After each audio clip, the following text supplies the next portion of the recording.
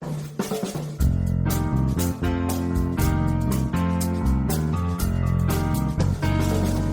McKay here, and welcome to another edition of the Art of Manliness podcast. Friendships are a central part of the lives of both men and women. But from personal observation, you've probably noticed that the dynamics of male and female friendships aren't always the same. You may not, however, have been able to articulate what those differences are or have known what's behind them. While there's still a lot of facets of friendship that haven't yet been researched, Dr. Jaimie Krems, who runs UCLA's Social Minds Lab, has a lot of interesting insights about what we do know about how and why men and women approach friendship differently. Today on the show, she explains why men and women form friendships and the differences in the size and nature of their social circles, how long their friendships last, and what they look for in friends. We also discuss why men have a greater tolerance for their friends' flaws than women do, why men and women would want to be friends with each other, and how each sex experiences friendship jealousy.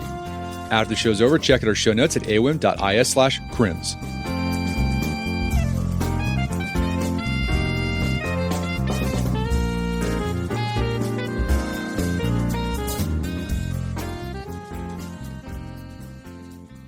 All right, Jaimie Krems, welcome to the show. Thank you for having me. So you are a social psychologist who researches friendship, but you do it through an evolutionary lens. How did you end up doing what you do? Well, I studied classical archaeology and translated Latin. It was like solving a puzzle. Thought that was cool. Booked bands, played poker, living in Philly. And then I let myself get bored and found books by Steven Pinker. And I thought, oh my God, I'm not alone. Other people think about the world and the mind like this.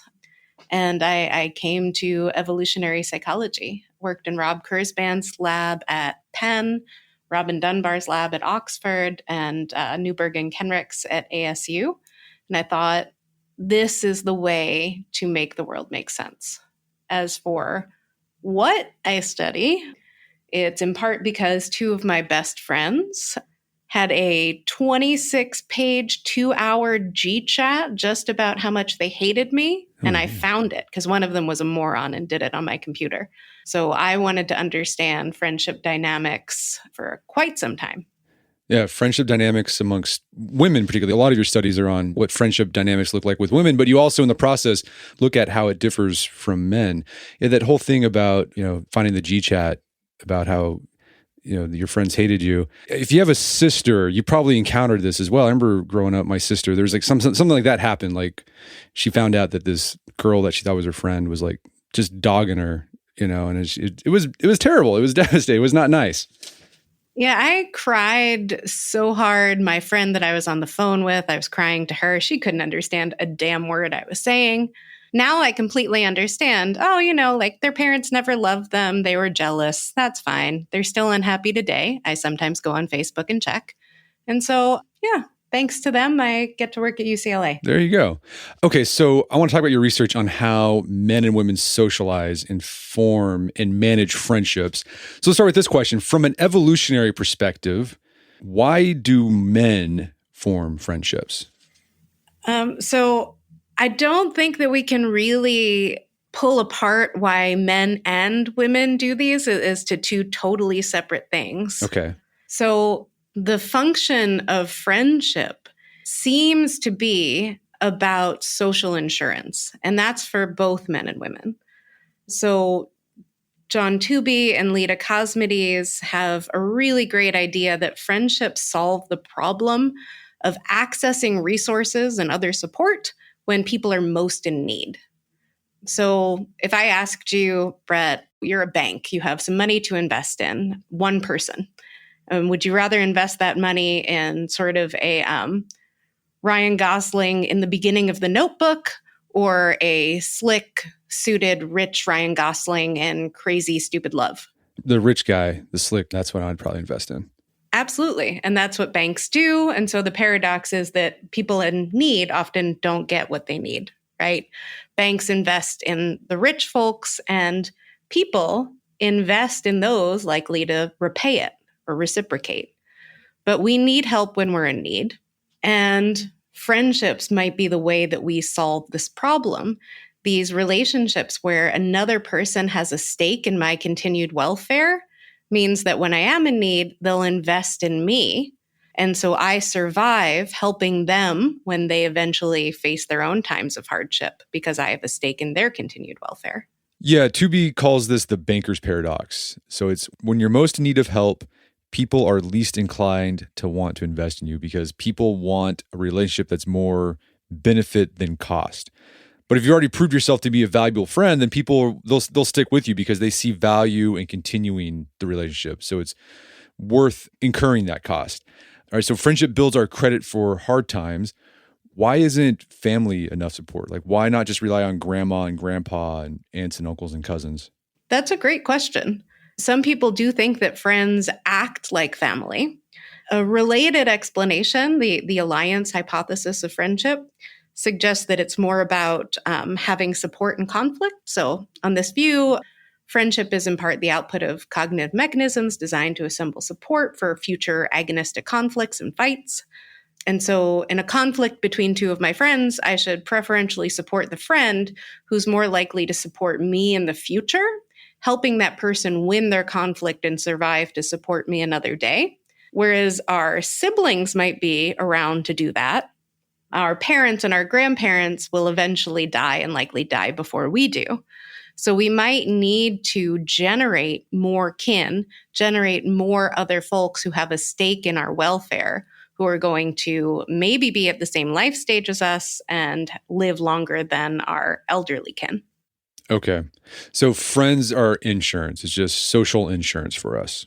That is the general idea. There's some idea that women's friends act as sort of kin replacement, given a long history of patrilocality. So men stayed in the same place, women left their community and married someone else and went to that community. And so being without family, women really needed to replace those kin. And that might be why their friendships are so close. By contrast, men may have been sort of co-fighters in intergroup warfare and group defense. And so they benefit more from the numbers. And that's really where it differs. But even then, friends can act and probably do act as social insurance. Among hunter-foragers in South America, for example, illness, injury, it's inevitable, and it would have been in our evolutionary history. And so you can imagine that looking at these folks, when they do get ill and injured, they might often die. They're less likely to die if they have good friends. Okay. So generally, what social psychology has found is that women's relationships or friendships, they're more intense and they're didactic. Usually it's just like one-on-one. Men's friendship networks tend to be, they're larger and they're looser. They're not as close. So yeah, kind of flesh that out. Why the difference between how those friendships manifest themselves? Yeah, so you'll hear me say this a lot, but we don't have a good answer to this. We don't have an agreed upon this is why. It could have to do with the function of what men's friends do versus what women's friends do. So men's friends are co-fighters. They help one another in intergroup warfare and group defense. They can help one another gain status. Women's friends tend to be more along the lines of alloparents. They might help raise one another's children. So part of it could have to do with function. Part of it could just have to do with function and the time constraints of group structure. So because women spend so much time, or maybe have to spend so much time creating any one friend and investing in those really close and, like you said, dyadic, intense relationships, they don't necessarily have time to spend on a lot of other friends. So it could be that the way that women's friendships work, being close and dyadic like that, force the fact that they can only have so many friends, whereas men are allowed to put more eggs in more different baskets. Okay, so just to recap there, men have that looser, larger, they want a lot of friends who are just kind of buddies, chums. There's nothing, it's the intensity of the relationship is not going to be as much as women who prefer the close dyadic relationship, because women are looking for an allo parent. And I think it makes sense if you argue, okay, well, the reason why men form these clubs or gangs or coalitions, if it's to fight in war, if one buddy, dies or gets eaten by a saber-toothed tiger, it's like, well, I can just replace him with another guy who can do the job. If a female friend like an allo parent, you're trying to replace your kin. If that person goes away, that's a problem because it's hard to replace. Not only is that person hard to replace because you must have built up a lot of trust to put, this tiny packet of your genes that we call our offspring in their hands, they can also be dangerous to replace if you lose them not through death. So because women's friendships are so intense and emotionally open and so on, we talk a lot of shit. Much more than men do. We talk about people we don't like, what we don't like, how much we don't like them. And that information can be ammo for the friend that we told. And that could be very dangerous if the friendship ends as well. Okay, so it's kind of like you're afraid that they're going to blackmail you. Like you got information on them and they got information on you, and you want to keep the relationship together because you don't want them talking about you if it goes south. Yeah, and that honestly, that's kind of a difficult situation to be in because for women, this kind of self-disclosure is almost required to ratchet up the closeness of the relationship. And then if the relationship dies, that same self-disclosure can come back to bite them. It's interesting. So on average, I mean, it sounds like that's a big cost. That's like a reputation cost. For women, is there a greater benefit than cost in female friendships? Like, is it worth it to have female friends? You had Joyce Benenson on. She'd marshal the evidence and say, nah, I don't think so. She'd say that female friendships are probably on average costlier than beneficial and costlier than beneficial than in comparison to males. I don't know if I agree with that. I think that there can be a lot of benefits from female-female friendships. Protection against predators, protection against male coercion, advice and guidance, especially in friendships where two women are not necessarily at the same life stage. And we don't really study those friendships very much. So I do think that there are benefits, but I could just be blinded by the fact that my own best friendship is a lifeline. Let's talk about some of the other differences between men's and women's friendships. What about the length of friendships? Are there any differences between men and women in how long their friendships last? So the data right now suggests that women's friendships, or really girls' friendships, are shorter lived. So girl-girl versus boy-boy. We don't know what this looks like across the lifespan. It could be that, your adult wife's friendships are going to be just as long lasting as yours are. But in girlhood, she would have experienced more best friends than you did. We also don't know what this looks like across cultures. And we also don't know the average time to unfriend, right? We don't have sort of a survival analysis of male and female friendships or cross-sex friendships. What I can tell you is that if you ask a room of even awkward scientists, tell me about a time that you lost a friend, all of the women's hands shoot up and they want to tell you about this acrimonious split they had and this horrible person that they're no longer friends with. And the men sort of act like dogs hearing a high-pitched noise. Like, lose a friend? Do you mean like we don't talk anymore? So there does seem to be a difference even in how people, at least in my generation and those folks older than I am, have experienced friendship loss. That tracks, because when I look at my own life, I can't think of any friends that I've lost because of some kind of acrimonious dispute, something happened. They just kind of rusted out. Like, we moved or, we just, our lives went different directions and just contact went away. It was nothing, no hard feelings. When I talk to women I know, they've all got stories of like, oh, I had this roommate and she did this and we were best friends, but we're no longer best friends anymore. And I'm like, that doesn't hard feelings. Yeah. And we do move more than ever now. That is something that might affect both men's and women's friendships and the ability to stay friends. And so that's interesting to hear that that's really what did some of your friendships in. Yeah, I would say that's what did most of them in. Either I moved or someone else moved. What are the theories? Why with the research we've done, I guess it's just been done on girls, maybe young women, why do their relationship tend to be shorter lived than men's friendship? Like, what are the theories?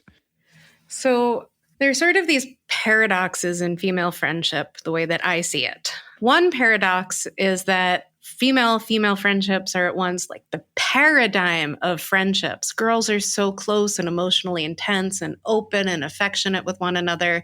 This is how all friendships should be.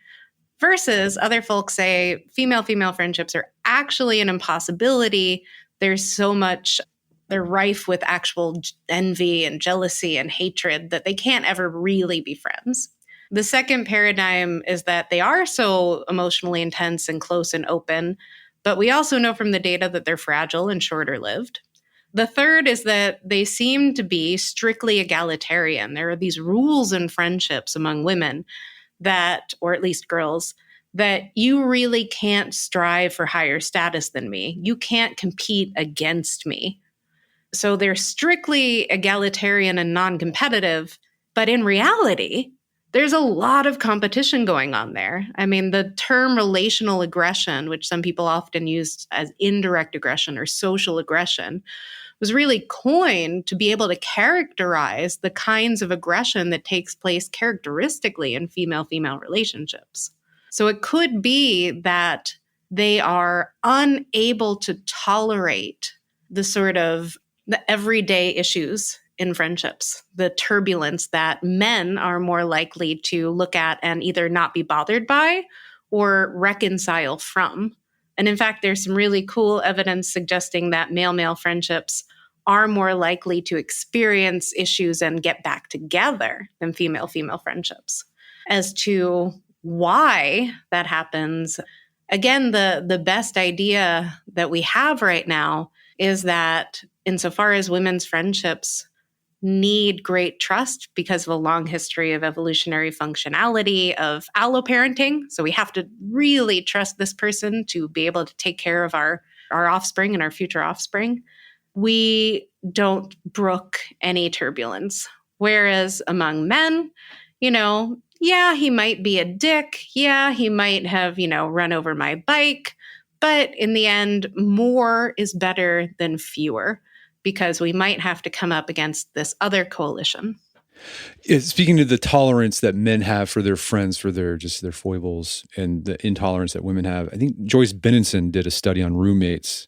Mm-hmm. And she found that men roommates, they just tolerate each other. Like, yeah, the guy ate my Cheerios and I was pissed for a little bit, but then I just got over it.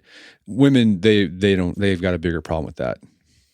Yeah, the emotional reactions there kind of suggest that women often see other women, even their friends when things go awry, as the other woman's mere existence is costly. And I think Joyce would trace this back to a sort of behavioral ecology idea in our primate ancestors, that every extra female added to the group could, take my mate, could mean that I'm carrying this infant and now I have to walk further for food. They're costly to me. Whereas every extra guy added to the group doesn't cost other men in the same way and provides a benefit in group defense. Okay. So that's interesting. So women, tell me if I'm wrong on this. Women, even their best friends, women might still see them as a potential competitor? Absolutely. At least in the women that we've studied, right? So that's typically college students and then in developmental psychology. When we talk about men's and women's friendships, we can compare men and women. We can compare some women to other women and some men to other men. But all of this relies on having data, right? One of the problems in this area of research is that we have a lot of good data from girls and boys because people are interested in studying friendships in girls and boys.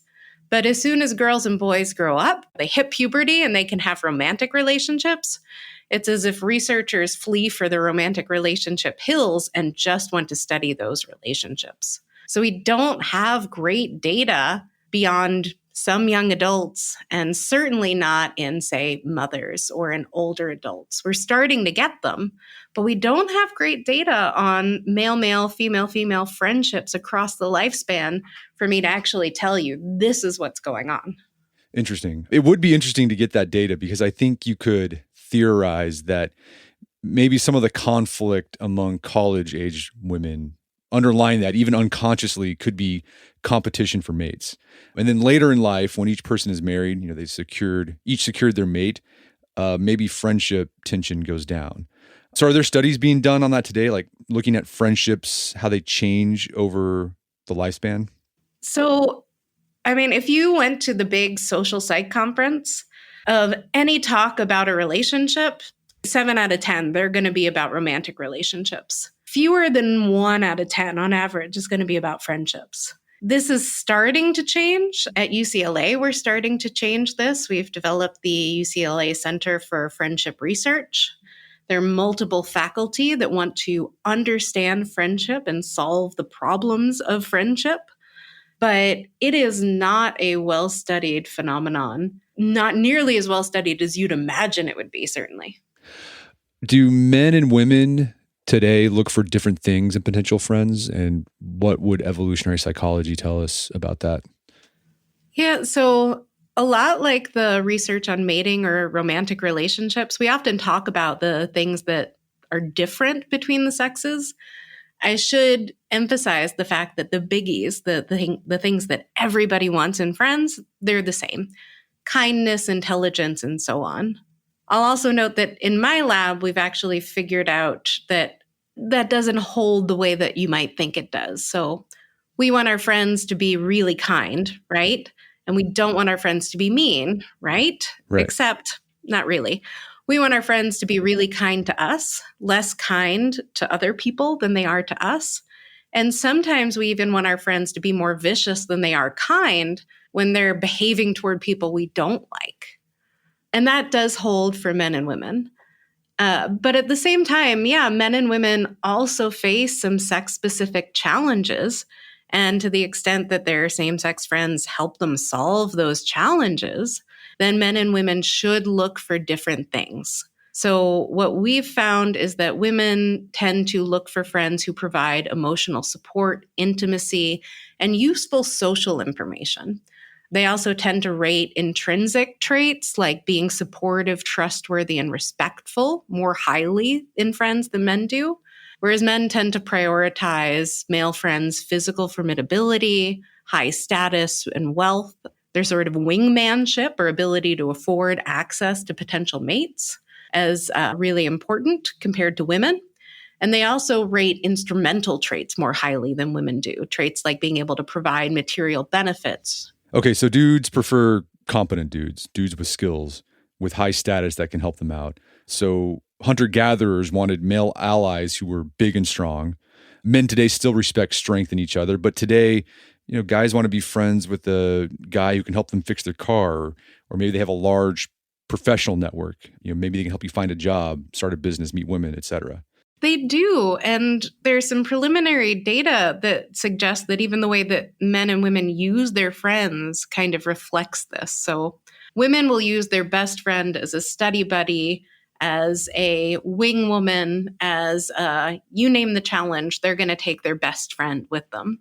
Men kind of use the right guy for the job. They have one guy for studying, one guy for wingman, one guy for the basketball game.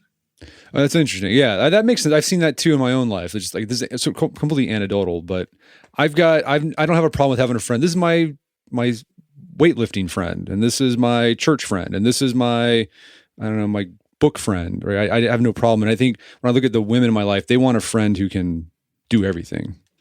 Yeah. So this relationship scientist, Eli Finkel, talks a lot about how in the modern US in particular, we put so much pressure on our romantic relationships to do everything for us and even take the place of our friendships. And it's kind of the way that the data suggests women are thinking about their friendships. They want one best friend to be a Swiss Army knife. We're going to take a quick break for a word from our sponsors. And now back to the show. Okay, so men, large group of friends, looser. They look for friends that are competent, who can do things for them. They help them out. Women typically tend to have close, dyadic, emotionally intense relationships. I'm curious, is there any research on male best friends?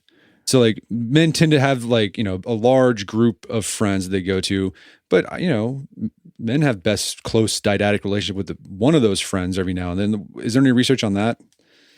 So we often include male best friendships in our studies, if only to look at the differences between male and female friends.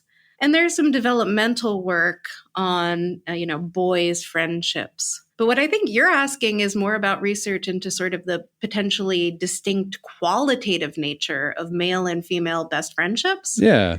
And there, we really haven't paid attention to men as much as we have to women. And in fact, that attention is sort of doubly small, so to speak, because we're not looking at adults' friendships. What I can tell you anecdotally is that, so again, more than ever, people are moving. And when couples move later in life, which happens a lot in academia, there are a lot of women who essentially try and find play dates for their husbands. They would just like him to have some friends, put him Yeah. on a kickball team, sign him up for a film thing, go make a friend. So I feel less bad about working and going to my friendships and tending to all my friends. We don't know why it's harder for men to maybe make friends in later life, as it seems to be. We have no idea because we haven't paid attention yet. Just listening, why is it hard for men to make close friends? I know a lot of men might join a club or like a CrossFit gym and they'll have maybe some superficial relationships, and that can be fine. Some guys might be fine with that, but for the guys who want a closer friend, I think it's just harder for guys because they might have less time than some women because they're working and then they've got family responsibilities and then they're doing kid stuff. We've had Jeffrey Hall on the podcast. He's at the University of Kansas. Yeah. He's in Kansas. He's a great dude. Yeah. He's done this research on how long it takes to make a friend. Yeah. And it just takes a long time. I forgot the number, but it was just a really long 200 time. hours. Yeah, 200 hours. Right. And you think about that when you're in high school and college, it was easy to acquire that 200 hours because you're with these people at school every day. And then you got to hang out with them after school, doing your extracurricular activities, hanging out on Friday night. To get 200 hours with somebody, that's really hard when you're a working adult. I mean, it could be, but let me say this. People, especially young folks, spend a ton of time on apps trying to find people to have sex with or date, right? We don't spend the same amount of time trying to find our friends. Yeah, that's true. That's a good point. Okay, so dudes can have best friends. We just don't know a lot about it because there just hasn't been a lot of research on it. So that's if you are a podcast listener and looking for a PhD project, there it is. Go for it. Come here to UCLA. We are the world leader in studying friendship. Me, Matt Lieberman, Carolyn Parkinson, Naomi Eisenberger. We want to understand what the heck is going on. So yeah, come support our research, be our grad students, figure this stuff out with us. Yeah. So something else the research has shown about male and female friendship is that it tends to be homosocial. That is, men are friends with men typically, women are friends with women typically. Have you done or have you come across any research on heterosocial friendships? So like when men and women are friends with each other? So we're doing some of that work in my lab. There is not a lot of great work on this. There's some work by Hannah Bradshaw that's really cool about guys, girls. So what do people think of women who are primarily friends with men? Women don't like them. There's some cool work on the way that people pick their cross-sex friends. So for men in particular, it might be the case that when they're looking for a friendship, they're sort of looking for backup mates. So they want the same thing in their prospective girlfriends as they would in their female friends. So there is some work there, but this is another place where we don't do it. I'll say part of the reason that we don't is honestly that, and in much of my work, I specify same-sex friends because I don't want there to be a presumption of romance or future romance. Okay, that makes sense. So we got to find out is Harry right? And Harry met Sally. Can men and women be friends? I mean, I think that's probably easier when men are already investing in their offspring, and especially if they are friends with a woman who's investing in hers. There does seem to be a sort of fundamental trade-off that people face in investing their energy in mating and parenting. And so the more that you are investing your energy in things like parenting, maybe, you are not going to be on the prowl or on the lookout, and it could be easier to be friends. But yeah, that will remain a question that people ask forever. I don't think we're even close to solving it. I just think people will automatically say absolutely not. And absolutely, of course, what kind of sexist are you that you don't think women can be friends with men? Yeah. Well, going back to this idea of why men and women would choose to be friends with each other. So men, they might be friends with a woman as a backup mate, right? So, well, if I can't get this one gal, then maybe I can go for her. But I think some other benefits of having a female friend, like a female friend could give you like advice on how to approach a potential mate. She could have an in with, she's like the friend of the girl that you like. And so you can figure out like, well, what should I do to get, I don't know, Jennifer to like me? That could be useful. Absolutely. I mean, they likely have knowledge that the other sex doesn't have, including the very specific knowledge that you're talking about. Does Jennifer like me? Yeah. Some other folks have talked about that women can potentially be the people that men talk to about their emotional lives. That's a possibility as well.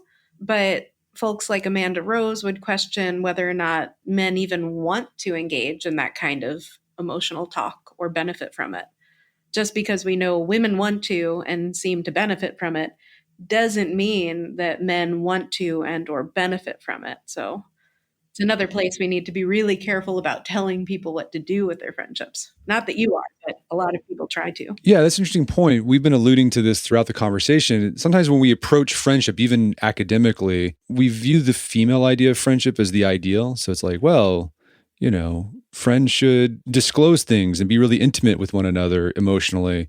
So even men should be like that. And it's like, well, maybe guys don't want that.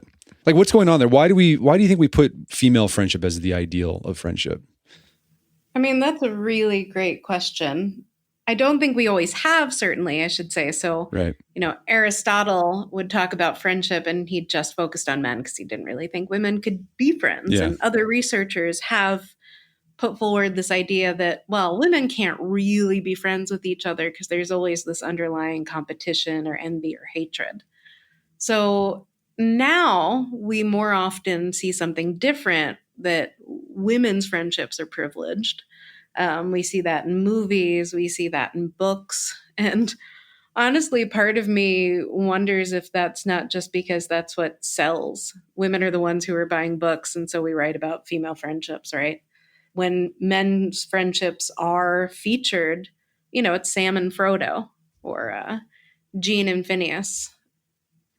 This is a long-winded way of saying, yeah, I wish I had an idea. I really don't know.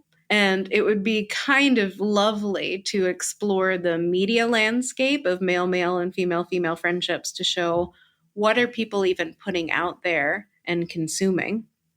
Maybe that'll help us figure out what it is that people are trying to say our friendships should be. I don't think that'll really answer the question of why do we tell people to be like women's friendships? Gene and Phineas, that's from A Separate Piece, right? It is, That's my wife's favorite book. Really? She loves that book. No way. Yeah. That's one of my favorite books as well. Going back to male-female friendships, so these are heterosocial friendships. Okay, so men might be friends with women because they're a potential backup mate, or a female friend might help him secure a mate. Why would women want to be friends with men? So there are a few reasons, and we even see this in some non-human primates. So folks like Franz Dwall have written about this. One is for protection. So if I'm worried about the coercion or physical attacks from other men, or I'm a woman, I'm worried about that from men, having another woman might not necessarily be as effective in protecting me from that male's physical aggression as another male in my corner.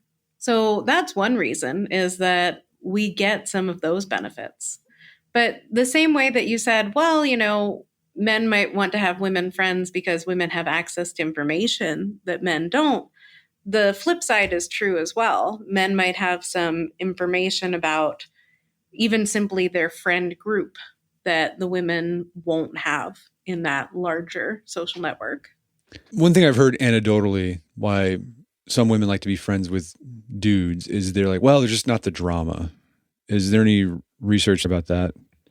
So I would say that there is, but it's only tangential. So Joyce Bennenson's work on that So a 6-month female-female friendship is going to have more issues and fights and, sort of more turbulence than a 6-month male-male friendship.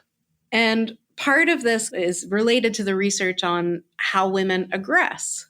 So I can roll my eyes at you. I can say, oh, it's so brave of you to wear that. I can say, when I said we're all going for ice cream, I didn't mean you, Brett. There are these somewhat more subtle ways of aggressing than punching one another in the face.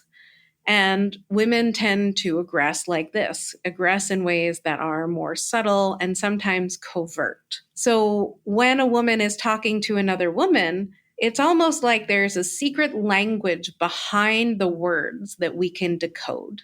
In fact, I have some work on this with respect to disgust faces. Women tend to make disgust faces at other women they don't want around. Men don't tend to do this.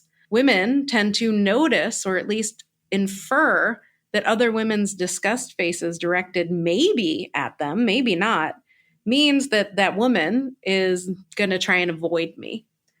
And the more worried I am about having friends, the more I think that that woman's disgust face potentially at me, it makes me sad and unhappy. Well, I want to talk more about female aggression. We talk about this idea that the female friendship is like the best. It's the ideal because it's close, it's intimate, you're being vulnerable, and that somehow women are less aggressive. But like the research shows that women are just as aggressive as men. They just do it differently. So talk to us more like, what does female aggression look like with each other? Yeah. So first, I should say that we've been sadly loose with our language and research about this and given people the idea that women don't punch, they only gossip, which is not entirely true. And given people the idea that when men aggress, they punch, they don't gossip, which I think we all know isn't true. So what's really going on here is that women are way more likely to use tactics of aggression that we'd call indirect aggression, social aggression, or relational aggression than they are to use physical aggression. Those tactics of aggression are really characterized by hurting other women where it hurts, which is in their relationships. So yes, there's the exclusion and the sort of asides that you say it just loud enough to make the other woman overhear how much you hate her. But really what indirect aggression is often aimed at doing is harming other women's relationships or even potentially precluding other women's ability to form relationships because we say what a horrible friend she is, how selfish she is, that she has an STD and you shouldn't date her. Okay, so the indirect stuff. So it's basically like, if you've seen Mean Girls, is it like that? Is Mean Girls? It really is. Okay. Yeah. And I think I haven't seen that movie in a long time, but there are a lot of instances of aggression among women that many men might not even realize were acts of aggression. And it's not to say that men don't do that as well. They certainly do. They certainly gossip. They certainly derogate one another and try and harm one another's reputations. Women seem to be attuned to avoiding the costs of engaging in competition and aggression toward other women. So they do it in ways that is more likely like implicature, deniable. Kind of the same thing when you're like, hey, officer, is there a way we can take care of this ticket here? So no one can point out, that was a bribe, that was aggression, you're trying to hurt me, let's coordinate and hurt you. Well, what's going on there? Like, what are the theories? Why do men prefer the direct conflict and women prefer the indirect social conflict? Yeah, so I don't know that I'd say men necessarily prefer direct conflict, that they'd rather punch each other than gossip. Some of our data suggests that if another person pisses a man off, the most likely thing he is to do is nothing. After that, then maybe he'll avoid the guy or exclude the guy.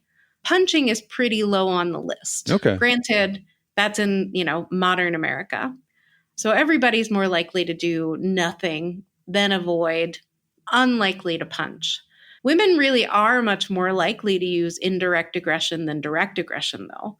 And the logic, and this is some work by Anne Campbell, called Bjorkvist, is that women are really attuned to avoiding the costs of aggression.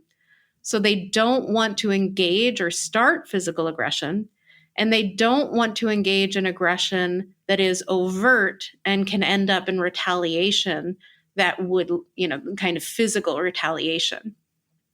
And in fact, Anne Campbell studied girl gangs and found that, when there's physical aggression, it's among women, it starts because somebody maligns somebody else's reputation. So why are women so attuned to avoiding the costs of physical aggression? Again, this is Anne Campbell's work, but some of the ideas are that women are more expensive, so to speak. We have these large, expensive gametes. We have a high possibility of having a child if we want to, versus men's sort of small, cheap gametes, their sperm. And it's harder for men to find a mate than it is for women to find a mate. So we really don't want to ruin our ability to pass on our genes. That's one idea. And that seems to be the idea that is taken hold the most, is that women are trying to avoid aggression because we're potentially more fragile, but much more than that, we're more expensive. Does that change throughout the lifespan? I guess there probably hasn't been research on that. Does that change when you're 50, 60, 70 years old? I mean, it should, right? If it's about protecting your reproductive potential, or if you're a mother, so I should have said, part of what Anne Campbell also says is that women avoid aggression that could be physical or lead to physical aggression because as mothers, we're much more important to the survival of our offspring than fathers are. So if that is the case, and it's really about protecting our future reproductive potential or protecting our current young offspring, then we should see more physical aggression among women later in life. I don't think there's any evidence that we really, ramp it up. So something else must be going on that sort of boosts men's aggression. Mechanistically, that might even be testosterone, right? But we really don't have a good handle on why women aggress the way that they aggress. I think we do now have a very good handle on the fact that women and men aggress differently. Okay, whenever a new friend, like a new person comes into the friend group, and that other person could possibly become the new best friend of your best friend, that can cause a lot of bad feelings. Like, oh my gosh, this is a threat. It can cause jealousy. There's been a lot of research done on romantic jealousy. You've done some research on friendship jealousy. Tell us about that research there. Yeah, so friendships are really valuable. They do a lot of important things for us. Robin Dunbar would point out that having friends is the next best thing you could do for your health next to quitting smoking. And so we should be attuned to the concern that we're going to lose our friend to somebody else. Yeah, our friends only have so much time in the day, and we want them to spend that time helping us than somebody else. But it's particularly, we want that friend's support for us over other people, their other friends, particularly for best friends. And so what we find is really simple stuff that people feel jealous when their friends might make new friendships, but not just when their friends that friendship fizzles out or the friend moves away. People are more jealous when their closer friends might be usurped by other people versus their less close friends and acquaintances. And people are really attuned to cues that their best friends are replacing them with a new friend. So, for example, we ask people, how jealous would you be if your best friend started a new romantic relationship versus a new friendship? And if people are only concerned with spending time with their best friend, then they should be more concerned when they form a new romantic relationship because our new romantic partners take up all of our time. But if it's really about replacement and replacing the function that this person serves for you and vice versa, they should be more jealous when their friends make new friends. And that's in fact what we see. People are more jealous when their friends form new friendships, particularly new same-sex friendships. No, in the study, you started off this paper with a quote from an author named Andrea Laventhal. And she says this: "Most girls won't admit this, but they'd rather you hit on their significant other than their best friend." Oh, yeah. So I think that's from a New York Times article when I read that paper back in the day. Yeah. And it was really hitting home the point that particularly for women, their best friendships might even be longer lasting than many of their romantic relationships, which again, I hate using the word problematize, but it problematizes or challenges this idea that female friendships are exclusively short-lived, right? There might just be a lot of them until we find the friend one. But that does seem to be the case. So when we do find sex differences, we find that females report greater jealousy at losing their best friends and close friends than men do. We also find, and this is a small effect, I don't know if it's real, but when men are asked to think about their friends as being on part of a team and how they'd feel if their friend sort of left their team for another team, they tend to be more jealous there. That increases men's jealousy, not compared to women. Women are just more jealous at losing friends in general, not acquaintances, but friends. You can amplify men's jealousy by saying, hey, he's your teammate and friend, and he's going to the other team. Yeah, that makes sense. So, okay, the idea of men prefer large, loose kind of club networks. Another guy coming in, being a friend, even a best friend, like that'd be, hey, it's great. We got another pal we can go fishing with. But if your best friend decided, I'm going to go, I don't know, join the other team or something, that's like, you've betrayed us. What are you doing? You betrayed the club.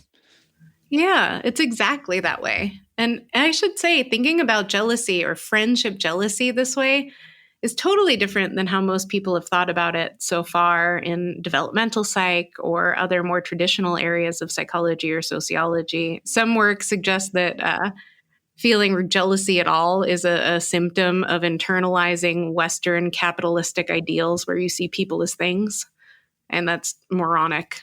Other work seems to suggest that yeah, okay, young people feel jealous when their friends make new friends, but if they're normally developing, they grow out of that because no one friend can fulfill all our needs.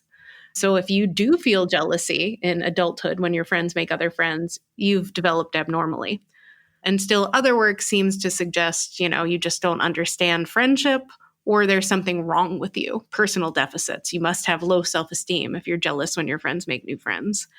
Our functional and evolutionary look at it is just this emotion is beneficial. And on average, people that felt jealousy when their friends made new close friends and acted accordingly in sort of positive ways to maintain their friendship probably did better than people that didn't feel that jealousy at all. Okay, so if you started feeling friendship jealousy, you start doing hey, I want to invite you, let's go out, let's go do something. Like you try to be more proactive to nurture that friendship. Yeah, we created a list of sort of 44 items that we call friend guarding behavior. So everything from punching the interloper to being really vigilant. Maybe, you sort of stalk your existing friend on social media and see if they're hanging out with this other person. But in between, there are these behaviors that are probably more characteristic of adults, like saying, hey, I'm really close to you. Let's make sure we spend some time together and, invest in this friendship. That can be a way that people guard their friendships and their friends against defection. But then this could go like not maladaptive, like maybe antisocial, not pro-social. Yeah. It's like, well, you start telling your best friend, oh, I've heard this about her, gossiping and starting rumors and things like that. It could go that way too. So, I mean, in that sense, that kind of gossip or exclusion is antisocial or aggressive toward the person that you're negatively gossiping about or excluding. It might still be an effective form of friend guarding, though. Yeah. Okay. And to recap, women feel more friendship jealousy than men do on average. They do. The one exception, and again, this is a small effect, is that men tended to be comparatively more jealous when their acquaintances made new acquaintances. Wait, what's going on there? So, I mean, it could just be, again, about the numbers, right? So men are using their networks to benefit them in ways that women aren't necessarily. And so the loss of a network member for a man might be more costly than an acquaintance network member is to a woman. Well, Jaimie, this has been a great conversation. Where can people go to learn more about your work? So they can visit my lab website, the Social Minds Lab at UCLA. I'm Jaimie Krems on Twitter. And very soon they will be able to hear about some of our research or maybe even see some public-facing talks at the UCLA Center for Friendship Research if they're in the LA area. Fantastic. Well, Jaimie Krems, thanks for your time. It's been a pleasure. Thank you so much. This was great. My guest today was Dr. Jaimie Krems. You can find more information about her work at her website, kremslab.com. Also, check out our show notes at aom.is/Krems, where you can find links to resources where you delve deeper into this topic.